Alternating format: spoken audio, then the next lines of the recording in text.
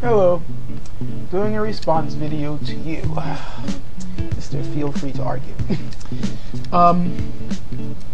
Also I'm going to be shining my sword while I'm doing this, so don't mind me. I agreed with a lot of the points that you stated in there, so this is definitely not going to be me arguing with you. Got nothing to argue about. I agree with what you're saying. So why am I making a response then? Well, bless you. My wife's got the sniffles. Bless you. The reason why is because I wanted to talk a little bit about a question you raised, which is a particularly good question. Actually, you asked a lot of really good questions, but there's one in particular that you were wondering about, which I think is pretty important. That is, why are people allowing, these companies that have abused the public's money, why are we allowing them to go scot-free? Why is there hardly any outrage over this? I mean, you would think that people who have mismanaged so much shouldn't be, the businesses should be allowed to crumble and other people should be able to pick up the slack and handle the funds responsibly. So why are we allowing companies like, AIG to continue on? Just doesn't seem to make much sense. Well, got a couple of theories, and if you agree with them, fine. If you don't, well, let me know. First, though, for anybody, or maybe even you wondering, why the government would even bail these irresponsible companies out in the first place, well, that really shouldn't be too much of a surprise. Because, as we should know by now, our government has been bought and paid for by companies such as these. That's what lobbyists are for. They come in, especially during election time with certain candidates. Trust me, both candidates have been hit by these guys already, which is why, if you know, a couple of them are changing their tune a little bit about what their supposed vision is what they're going to be doing as president. They're there to satisfy corporate interests. And whichever corporate interest happens to have the most people, on board in government to do what they want, the more of a chance that the government will rule in their favor. So you can bet that, especially when it comes to financial companies, they got their people working around the clock in government to make sure that whatever stupidity they do or whatever crimes they commit, somebody will be there to bail them out. And that's what's going on right now. Though, don't think that this bailout is really going to do much for the economy. Shit is still going to be going down because too much has been mismanaged. And plus, people really don't know how money is made in this country or how it actually works.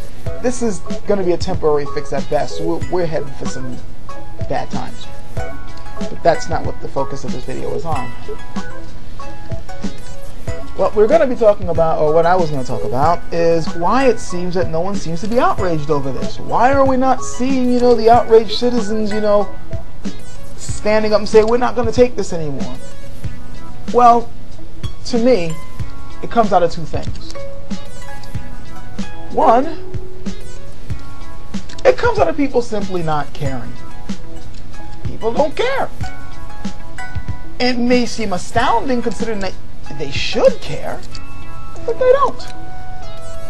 And the reason why they don't is because they think it doesn't have any effect on them.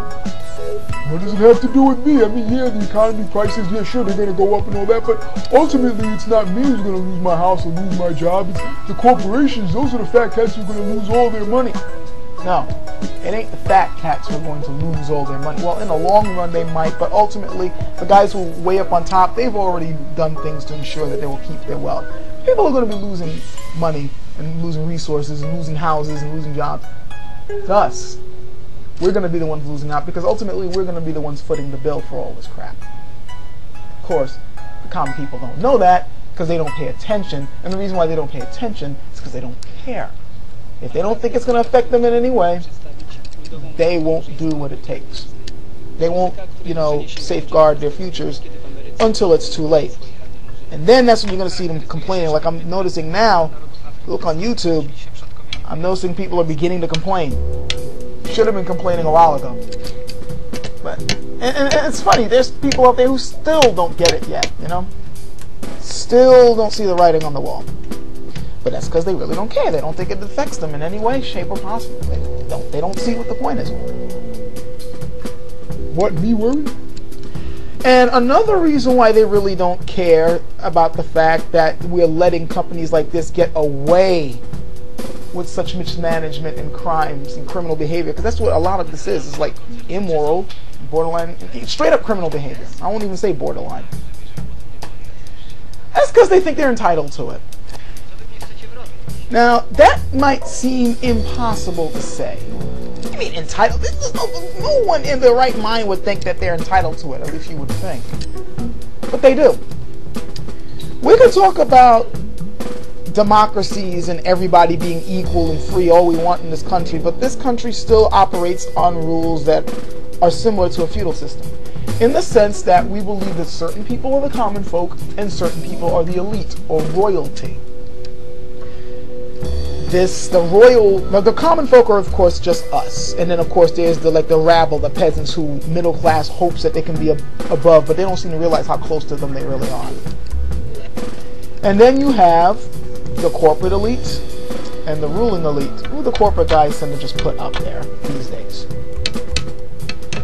And we tend to think that these people are entitled to certain privileges. They can just get away with things. We don't seem to go after these people. You know, every now and then we might make a big stink, like with Enron, but if you notice, even then we only went after a few people, went after a few scapegoats. We didn't go after everyone who was responsible, including the people in government. Why? Because a part of us think that they're just entitled. They're the nobles. The nobles are allowed to live in mansions, no matter what. The nobles are allowed to, have all the money they want and get away with things all they want, and we're not. Lighter jail terms if they happen to get caught for their crimes, get off in time of good behavior. Maybe they might have to live in isolation somewhere, but let them off the hook. And it's also with the whole thing that, well, you know how politicians are. They lie. It's a funny thing. It's kind of like a weird double standard in this country.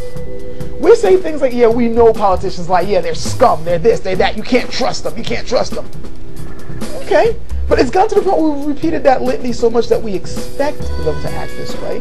And then when they do, we're like, see, that's just how they act. And then we treat it lightly because we think that, well, that's what being a politician is.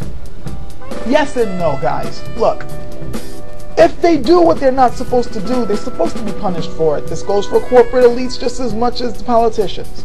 When they do crimes, we the people are supposed to stand up and do something about it.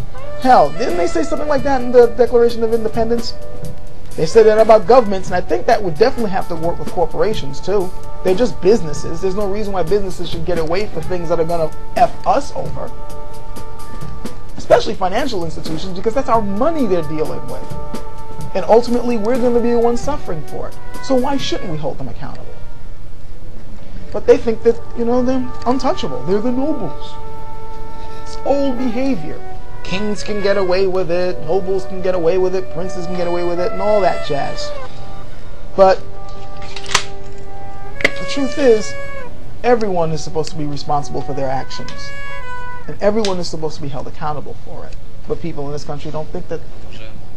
They don't care. Deep down they think that they can get away with it. And worse, number 3, they think they can't do anything about it. The odds are stacked against them. What's the point? I'm just one person, yada yada. But people need to realize that there's quite a few angry people out here. I mean, just flip through YouTube about the economic crisis. You'll see there's quite a few angry people out there. There's a lot of videos I'm noticing popping up on the subject. So if there are all these angry people and they all want to do something about it, what do you think would happen if you guys decided to band together as one mass and demand in one voice that people be held accountable? There is power in numbers, and it's not all stacked against you. So for those who think they can't do anything about it, you can if you decide to do something. For those who don't care, well, I feel sorry for you. And then, of course, there are the people who just simply don't know, the plain old ignorant. Well, thankfully, there's people out there who are willing to wake those ignorant up, but then there are the others who just want to remain ignorant, or they know about this type of stuff, but they'd rather hold on to the knowledge and use it just to feel superior to everyone else. Well, those are the assholes, and we don't care about them. But yeah, I'm beginning to ramble, so yeah, that in a nutshell is why I think people really are outraged. They should be, but can you do?